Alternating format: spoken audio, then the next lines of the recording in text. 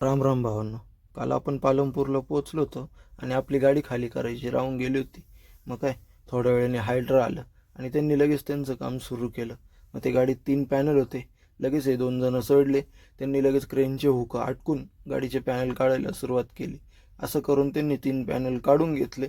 लगेच मला म्हणे, भाऊ तुझं काम आता झालं, तू निघाला तरी काय अडचण नाही. गाडी खाली केल्यावर पालमपूर मार्गे मी आलो अहमदाबादमध्ये.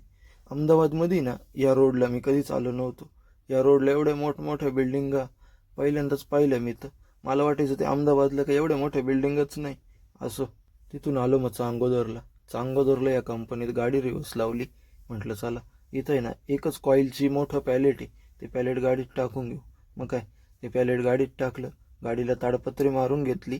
गाडीला म्हणजे फक्त त्यात पॅलेटच्या बॉक्सला. गाडी भरून ताडपत्री मारूस तर मला पडला अंधार. तिथून निघालो मग कंपनीच्या बाहेर. लागलो अहमदाबाद एक्सप्रेस हायवेला. एक्सप्रेस हायवेला लागल्यावर आहे ना, आलो डायरेक्ट पोरला, कारण मला करायचं होतं जेवण. हे लय जुनं हॉटेल आहे. आम्ही लय दिवसापासून याच हॉटेलवर जेवायला येतो. मग इथं जेवण बिवण केलं. म्हटलं चला, आता काही कुठं थांबायचं नाही, पण तरी माझा एखादा स्टॉप पडेलच मला माहिती. जेवण झाल्यावर पोरलाच या भारतच्या पेट्रोल पंपावर आलो. इथं गाडीची टाकी पॅक केली आणि लागलो परत हायवेला. हायवेला लागल्यावर नवसरीचा टोल नाका पास करून मी आलो पारस हॉटेलला.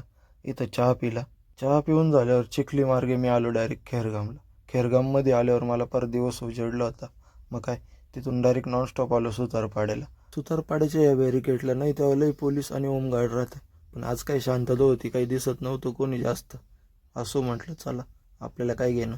सुतारपाड्यावरून मी आलो डायरेक्ट आपल्या माळ्याच्या रोडला. माळ्यात आल्यावर गाडी लावली. म्हटलं चला, आता पुढं बेळगावला आहे ना, सागर जाणार आहे गाडी खाली करायला. असं होता आपला अहमदाबाद पालमपूरचा रूट. कसं वाटलं तुम्हाला माझा ब्लॉग? आवडला असेल तर लाईक करा, कमेंट करा, फॉलो करा, शेअर करा.